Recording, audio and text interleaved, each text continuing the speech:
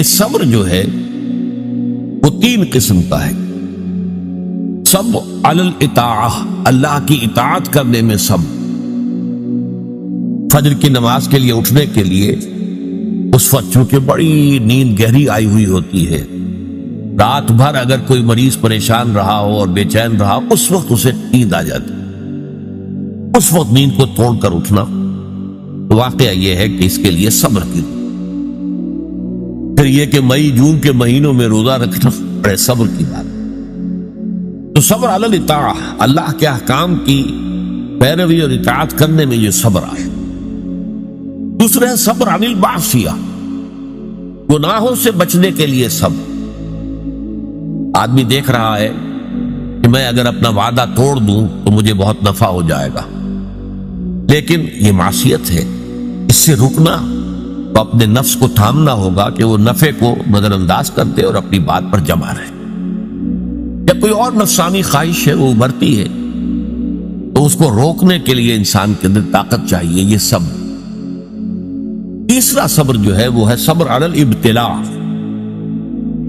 آزمائش پر صبر۔ اللہ تعالیٰ کی طرف سے یہ ہمیشہ کا ایک قاعدہ ہے، قانون ہے کہ جو لوگ بھی ایمان کا دعویٰ کریں ان کو جانچا جاتا ہے، پرکھا جاتا ہے، امتحانات میں سے گزارا جاتا ہے، آزمائشوں کی بھٹیوں میں سے گزارا جاتا ہے۔ تو یہ صبر علی الابتلاء جو ہے یہ اصل میں موضوع ہے ہمارے اس 5ویں حصے، اس لیے نوٹ کر لیجئے کہ وہ صبر علی الطاعہ اور صبر علی المعصیہ وہ اس میں اصل میں زیر بحث نہیں ہے، وہ پچھلے حصوں میں آ چکے ہیں، از خود امپلائیڈ ہو۔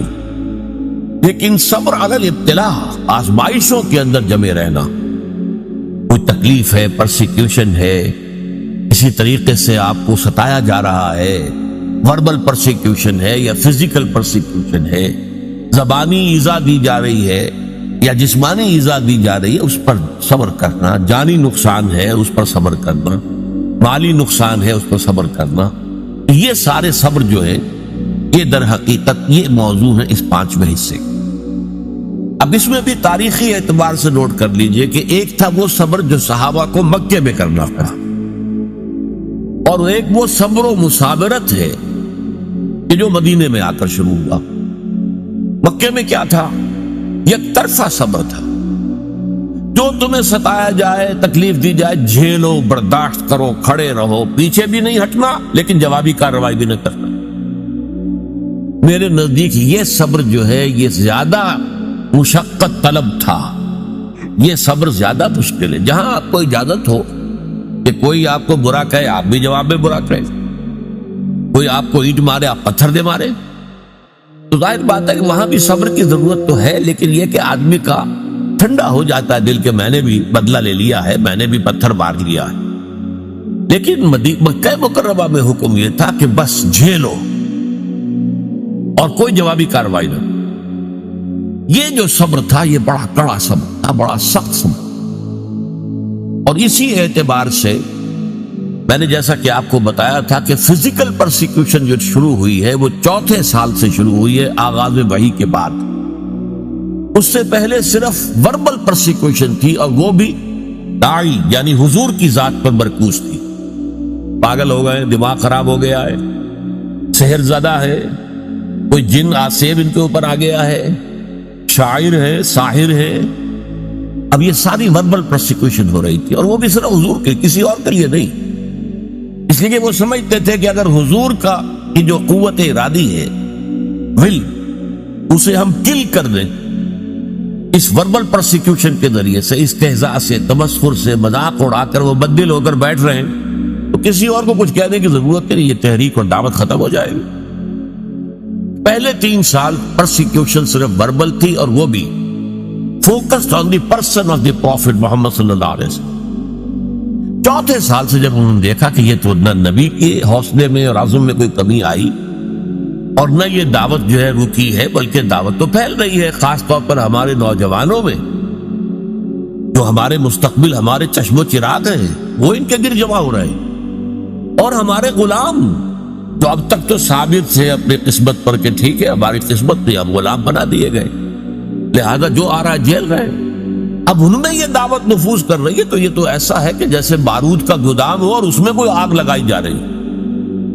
تب انہوں نے پھر فزیکل پرسیکیوشن کا آغاز، انہیں مارو، انہیں پیٹو، انہیں بھوکا رکھو، انہیں لوہے کی زنجیروں میں باندھ کر گھروں میں ڈال دو، فاقے دو انہیں، اور ان کو شدید ترین ایذائیں دو۔ یہ دور جب شروع ہوا ہے تو جیسا کہ میں نے عرض کیا، اس میں بڑے صبر کی آزمائش ہوئی، اور اس موضوع پر قرآن حکیم کا ضرب سلام سورہ عنکبوت ہے۔ سورہ عنکبوت کا پہلا رکوع آیات 13 ہیں، اگرچہ اس میں ایک آیت جو ہے تو الف لام میم حروف مقطعات کی ہے، باقی 12 آیات قرآن مجید میں صبر علی الابتلاء کا جامع ترین مقام، جامع ترین مقام، اس پر ہم نے پوری تفصیل سے گفتگو۔ اس کے بعد کے جو 6 رکوع ہیں ان کو 2 حصوں میں تقسیم کیا جا سکتا ہے۔ پہلے 3 حصوں میں گفتگو یہ ہے کہ زیادہ تر مشرکین سے ہو رہی ہے، ظاہر بات ہے کہ مکی صورتوں میں وہ مضمون تو جاری رہے گا، اور اس میں یہ ہے کہ پچھلے انبیاء کی کہانیاں جو ہیں، ان کے داستانیں، ان کے حالات و واقعات بیان کیے جا رہے ہیں، تاکہ ایک طرف انہیں یقین آ جائے کہ ان کا انجام بھی وہی ہوگا، اور ایک طرف اہل ایمان کے دل کو تسلی ہو کہ بالآخر فتح جو ہے اہل ایمان کی ہو۔ یہ 3 رکوع ان دونوں پر مشتمل ہے، اگرچہ اس میں 2 باتیں بڑی بنیادی صبر کے ضمن میں بہت ہی بنیادی اہمیت کی آئی ہیں، وہ میں نے نوٹ کروائی تھی آپ کو۔ نمبر 1 یہ کہ یہ جو لوگ توحید کو چھوڑ کر کچھ تانے بانے بناتے ہیں اپنے عقائد اور اعمال کے، یہ ان کی مثال ایسی ہے کہ جیسے مکڑی بھی ایک جالا تن لیتی ہے، تانا بانا تو اس کا بھی ہے، جالا ہے، اس کا گھر ہے، تو ان کی مثال ہے کہ مثل العنکبوت اتخذت بیتا، وہ بھی ایک گھر بناتی ہے، وَإِنَّ أَوْهَنَ الْبُيُوتِ لَبَيْتُ الْعَنكَبُوتِ، حالانکہ معلوم ہے کہ تمام گھروں میں سب سے زیادہ کمزور گھر جو ہے وہ مکڑی کا گھر ہے۔ تو ان کے یہ تانے بانے بے بنیاد ہیں، غیر معقول ہے، نہ فطرت میں بنیاد ہے نہ عقل میں بنیاد۔ ذرا سی آپ اس کا تجزیہ کریں گے تو معلوم ہو جائے گا کہ بے بنیاد ہے، بے اصل ہے، ان کی کوئی حیثیت ہی نہیں۔ اور دوسری مثال بہترین دی تھی، اور وہ یہ کہ حق کے منکشف ہونے کے باوجود جو لوگ باطل پر اڑے رہتے ہیں، ان میں بڑی تعداد ایسے لوگوں کی ہوتی ہے جو صرف اپنے تعلقات کی بنا پر وہیں پہ جمے رہتے ہیں۔ کیا کریں، اگر ہم بدل لیں گے بات تو ٹھیک ہے، لیکن ہم نئی بات قبول کریں گے تو اپنے خاندان والوں سے کٹ جائیں گے، اپنے رشتہ داروں سے کٹ جائیں گے۔ کوئی جماعت ہے اس میں ہم شریک ہیں، لیکن اتنے سال ہو گئے، ہمیں 50 برس ہو گئے، ہماری رشتہ داریاں اسی جماعت میں ہو گئی ہیں، ہمارے کاروباری اتحاد وہی ہے، اب اس جماعت کو چھوڑ کر ہم کیسے جو ہیں پنپے کے کیسے؟ اس لیے کہا گیا ہے کہ ان کی مثال کیا ہے، کہ ان کا معاملہ یہ ہے کہ مودۃ بینکم فی الحیات الدنیا، تم باطل پر اڑے ہوئے ہو صرف اپنی دنیاوی جو زندگی ہے اس کے محبتوں اور تعلقات کی وجہ سے۔ یہ نہیں ہے کہ تم اس پر مطمئن ہو، کنونسڈ ہو، حقیقت تم پر منکشف ہو چکی ہے، یہ بات صحیح نہیں ہے، ہم غلط راستے پر جا رہے ہیں، لیکن مودۃ بینکم فی الحیات الدنیا یہ چیز ہے جو تمہیں روکے ہوئی ہے، آپ اس کو چھوڑ نہیں سکتے۔ آخری 3 رکوع جو ہیں وہ میں نے عرض کیا تھا کہ یہ 3 رکوع در حقیقت اس میں 2 مضامین جو ہیں ان کو لپیٹ دیا گیا ہے، بٹ دیا گیا ہے۔ ان میں سے ایک مضمون ہے وہی اہل ایمان سے خطاب، کہ آزمائش کے وقت کیا چیزیں ہیں جو تمہیں قائم رکھیں گی، تمہیں طاقت کس سے حاصل ہے، صبر کی بنیاد کن چیزوں پر قائم ہے۔ تو اس میں ہم نے دیکھا کہ جو 21ویں پارے کی جو پہلی آیات ہے نہایت جامع تھی، ذکر کی اہمیت، اتل ما اوحی الیک من الکتاب واقم الصلاۃ ان الصلاۃ تنہی عن الفحشاء والمنکر ولذکر اللہ اکبر۔ پھر یہ بھی فرمایا گیا کہ اہل کتاب کے ساتھ جو ہے، ان کے ساتھ جو ہے مجادلہ کرو، لیکن بڑے اچھے اسلوب سے، مشترک بات تلاش کرو اور وہاں سے بات شروع۔ اس طرح کے ہدایات آ گئی۔ پھر یہ ہے کہ مشرکین سے بات شروع ہو گئی۔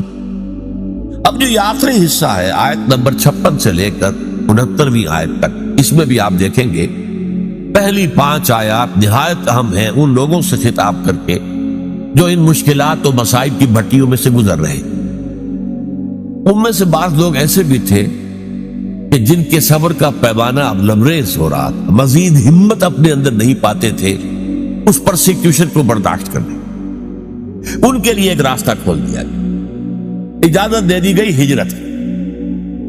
اگر تم ہمارے دین پر قائم نہیں رہ سکتے، اس جگہ پر اتنی سختی ہے، اتنا تشدد ہے، تو ٹھیک ہے تم ہجرت کر جاؤ. میری زمین بڑی وسیع ہے، بڑی کشادہ ہے، زمین سے نہ بندھے رہو. پروفیسر مرزا محمد منور صاحب ایک لفظ استعمال کیا کرتے تھے، میں اس کو انہی کے حوالے سے استعمال کر رہا ہوں. Islamic culture is not earth bound.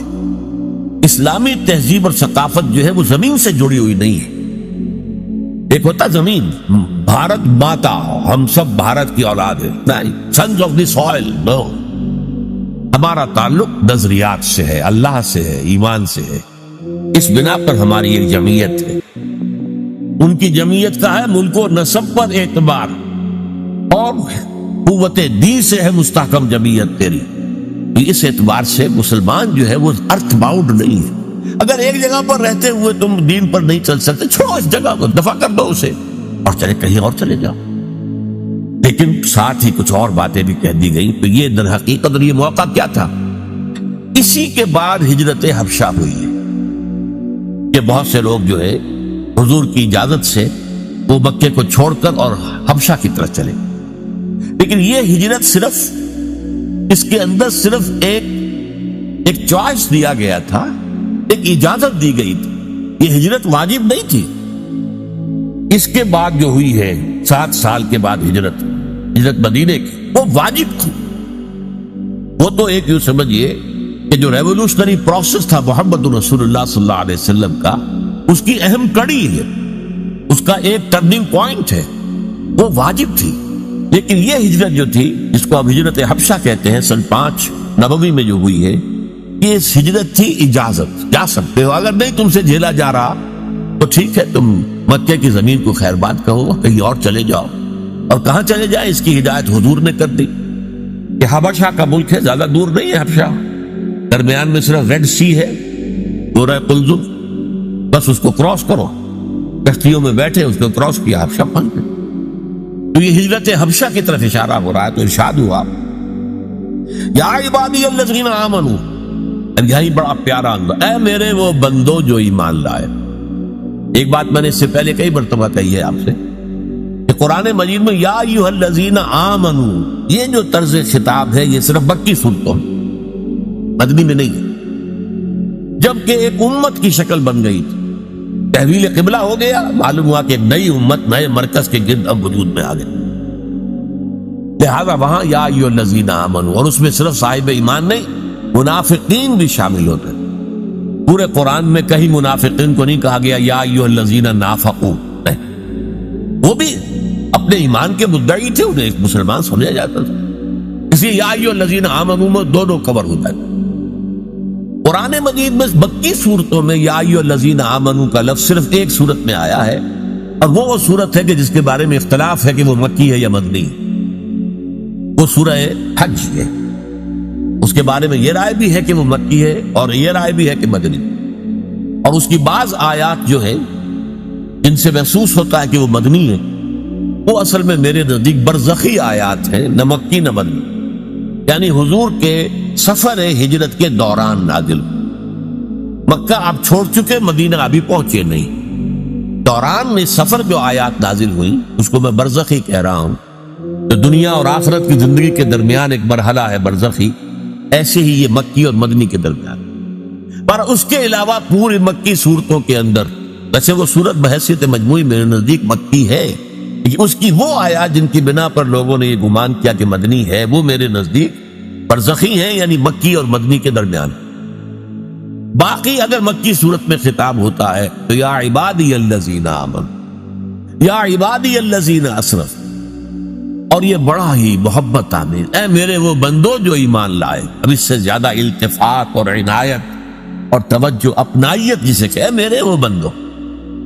اسی کی ایک مثال آپ کو ملتی ہے سورہ زمر میں، قل یا عبادی الذین اسرفوا علی انفسہم لا تقنطوا من رحمت اللہ. اے نبی ان سے کہہ دیجیے اے میرے وہ بندو جنہوں نے اپنے اوپر ظلم کیا ہے، کوئی گناہ کمائے ہیں، کوئی معصیت کا ارتکاب کیا ہے، تو جان لو کہ تمہارا رب جو ہے وہ رحیم ہے، تواب ہے، وہ تو تمام گناہ معاف کر دے گا. لا تقنطوا، مایوس نہ ہو جائے گا اس کی رحمت سے. یا عبادی الذین اسرفوا لا تقنطوا من رحمت اللہ انہ یغفر الذنوب جميعا، سارے گناہ۔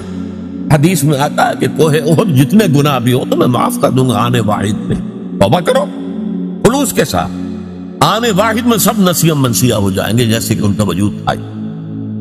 وہی انداز ہے یا عبادی الذین آمنوا ان ارضی واسعۃ، دیکھو ہماری زمین بہت کشادہ، صرف مکہ ہی تو نہیں ہے رہنے کی جگہ، ارضی واسعۃ۔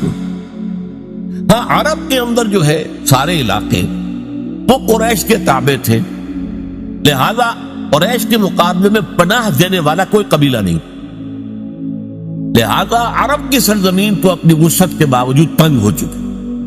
البتہ عرب سے باہر پوری دنیا پڑی ہے، جاؤ، لیکن ڈٹے رہو، ایمان سے پیچھے نہ۔ ان ارضی واسعۃ فإیایا فاعبدون، بس میری ہی بندگی کرو، یہاں نہیں کر سکتے تو وہاں جا کر کرو۔ اس میں پھر حضور نے نشاندہی فرما دی صلی اللہ علیہ وسلم کہ جاؤ حبشہ میں چلے جاؤ، وہاں ایک بادشاہ ہے جو بڑا ہی انصاف پسند ہے، اس بادشاہ کے پاس نجاشی رحمت اللہ علیہ جو بعد میں ایمان بھی لے آئے اور انہیں تابعین میں شمار کیا جاتا ہے، کہ حضور کی زیارت تو ان ثابت نہیں ہے، نہیں ہوئی ہے، لیکن یہ کہ وہ ایمان لائے ہیں، صحابہ کو انہوں نے دیکھا ہے جو بھی گئے تھے ہجرت کر کے وہاں، لہذا انہیں تابعی شمار۔ ان ارضی واسعۃ فإیایا فاعبدون، میری ہی بندگی کرو۔ اسی سے ملتے جلتے اشعار ہیں حضرت علی رضی اللہ تعالی عنہ، بلاد اللہ واسعۃ فضاء، اللہ کی سرزمین جو ہے وہ بڑی وسیع ہے، بلاد اللہ واسعۃ فضاء، رزق اللہ فی الدنیا فصیح، اور اللہ کا رزق بھی دنیا میں بہت پھیلا ہوا ہے۔ فَقُلْ لِقَائِلِ الْقَائِدِينَ عَلَى هَوَانٍ، تو ذرا جو لوگ بے عزتی بے غیرتی کی وجہ سے بھی رہ رہے ہیں کسی جگہ، ایک جگہ رہ رہے ہیں اگرچہ بے عزتی ہو رہی ہے، توہین ہو رہی ہے، اہانت ہو رہی ہے، ان کی حمیت کو کچلا جا رہا ہے۔ فَقُلْ لِلْقَائِدِينَ عَلَى هَوَانٍ، اس توہین آمیز روش کے باوجود جو وہاں بیٹھے ہوئے ہیں ان سے کہہ دو، فَقُلْ لِلْقَائِدِينَ عَلَى هَوَانٍ إِذَا ضَاقَتْ بِكُمْ أَرْضٌ فَسِيحُوا، اگر کوئی ایک زمین تم پر تنگ پڑ جائے تو چھوڑو اس کو، کہیں اور چلے گئے، اپنی عزت نفس کی حفاظت، اور یہاں معاملہ ایمان کا ہے، اپنے ایمان کی حفاظت۔ یا عبادی الذین آمنوا ان ارضی واسعۃ فإیایا فاعبدون کل نفس ذائقۃ الموت ثم الینا ترجعون۔ اب اس میں دوسرا رخ بھی آ گیا، دیکھو یہاں کے تشدد سے آخری اندیشہ اسی کا ہے نہ کہ وہ تمہیں قتل کرتے ہیں، لیکن سوچ لو اگر ابھی تم قتل سے بچ جاؤ گے تو کیا موت سے بچے رہو گے؟ موت تو آنی ہے، آج نہیں تو کل، کل نہیں تو پرسوں۔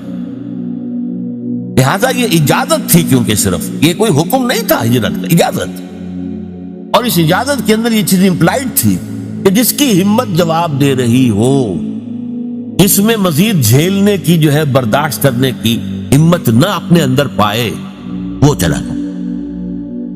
لیکن انہیں سے کہا جا رہا ہے تو موت سے بچ کر تم کہیں نہیں جا سکتے۔ اگر سمیہ رضی اللہ تعالی عنہ اور یاسر رضی اللہ تعالی عنہ کو شہید کر دیا ابو جہل نے، اور تمہیں بھی کر دیں تو کیا تمہیں تکلیف ہوگی؟ سیدھے جنت میں جاؤ، حساب کتاب کا انتظار نہیں ہوگا، یوم قیامت کا بھی انتظار نہیں۔ باقی لوگ بڑے سے بڑا ولی اللہ ہو وہ بھی جنت میں داخل ہوگا قیامت کے بعد، حساب کتاب کے بعد، اور تم تو جاؤ گے فوراً جنت کے اندر۔ لہذا یہ پہلو سامنے رکھ۔ اب دیکھیے میں نے عرض کیا تھا پہلے رکوع کے درس میں کہ دو چیزیں اس میں ساتھ ساتھ چل، دلجوئی بھی اور ڈانٹ ڈپٹ۔ یا دلجوئی کا پہلو کیا ہے؟ ٹھیک ہے بھائی، اگر برداشت سے باہر بات ہو رہی ہے تمہارے تو جاؤ، تمہیں اجازت ہے، تم ہجرت کرو۔ بات یہ بھی کس چیز سے ڈر کر جا رہے ہو؟ موت سے، موت تو آنی ہے۔ کل نفس ذائقۃ الموت ثم الینا ترجعون، پھر ہماری طرف تمہیں پلٹنا ہے، لوٹا دیا جائے گا۔ والذین آمنوا وعملوا الصالحات، اور وہ لوگ جو ایمان لائے اور عمل صالح کرے، جو ڈٹے رہے اس پر، لنبوئنہم من الجنۃ غرفا تجری من تحتها الانہار، ہم لازماً انہیں جگہ دیں گے جنت کے بالا خانوں میں جن کے نیچے نہریں بہ رہی.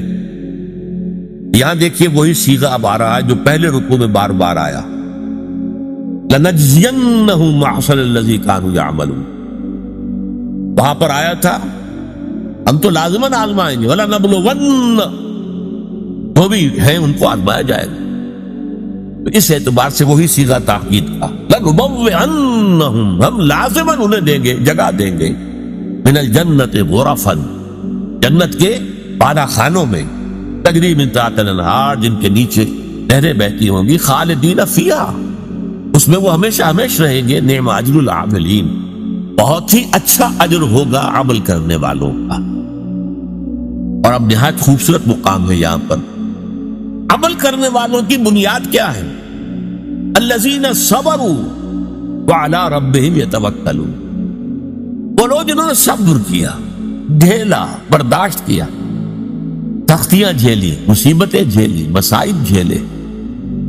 جبکہ مدینے کی مکے کی گلیوں میں گھسیٹا جا رہا تھا حضرت بلال کو اور جیسے جانور کی لاش گھسیٹی جاتی ہے کھینچ کر لائی جاتی اسی طریقے سے ایک زندہ انسان گوشت پوشت کا انسان اور اس کے گردن میں رسی ڈال کر دے دی ہے چھوکروں کو گھسیٹو اس کو گلیوں کے.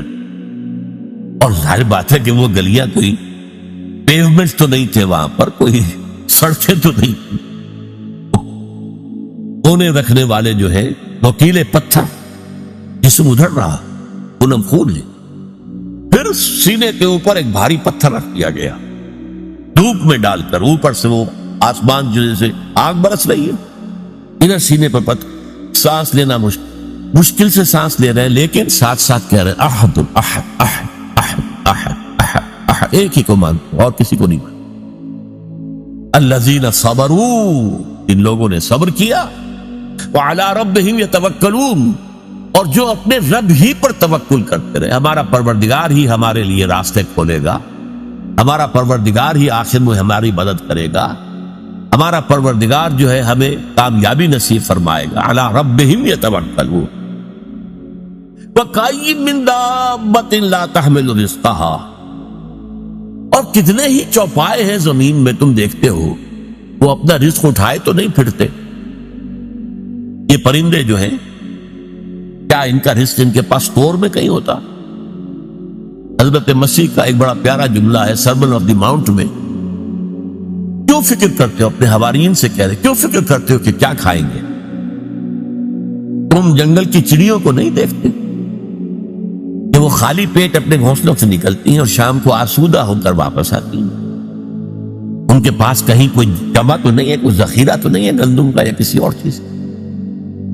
جو تمہیں جو آسمان کے پرندوں کو کھانے کو دیتا ہے کیا وہ تمہیں نہیں دے گا؟ یہ خوبصورت انداز. کیوں فکر کرتے ہو کیا پہنو گے؟ جنگل کی سوسن کو نہیں دیکھتے کہ جس قدر شاندار لباس اللہ نے اسے دیا ہے رنگین. سلیمان بھی اپنی ساری شان و شوکت کے باوجود ویسا ملبس نہ تھا ویسا لباس اس کے پاس بھی نہیں. تو جو جنگل کی گھاس کو لباس دیتا ہے جو آج ہے اور کل جھونک دی جائے گی آگ میں کیا وہ تمہیں لباس نہیں پہنائے؟ یہ ہے توکل اللہ کی ذات. وَكَأَيٍّ مِّن دَابَّةٍ لَا تَحْمِلُ رِزْقَهَا اللَّهُ يَرْزُقُهَا وَإِيَّاكُمْ اللہ ہی انہیں بھی رزق دیتا ہے تمہیں بھی دے گا. کیوں فکر کرتے ہو کہ کل کیا کھائیں؟ آج جس نے تمہیں رزق دیا وہ کل بھی دے گا. تم اس کے اوپر توکل کرو اعتماد کرو. وَهُوَ السَّمِيعُ الْعَلِيمُ اور وہ سب کچھ سننے والا ہے سب کچھ جاننے والا ہے. یہ 5 آیات بھی یوں سمجھیے کہ اس صبر کے موضوع پر جو صبر کے اس وقت مکی دور میں تھا یک طرفہ صبر ایک ہے دو طرفہ صبر وہ آئے گا مدنی صورتوں میں جب ہم پڑھیں گے سورہ بقرہ سورہ آل عمران. لیکن یہ ہے یک طرفہ جو آئے جھیلو برداشت کرو لیکن کوئی جوابی کارروائی نہیں کرو. اس صبر کے لیے جو ہدایات دی گئیں سورہ عنکبوت کے آخری 3 رکوع جو ہے انہی پر مشتمل ہیں اور ان میں سے یہ 5 آیات جو ابھی ہم نے پڑھی ہیں نہایت اہم ہے نہایت جان. بارک اللہ لی ولکم فی القرآن العظیم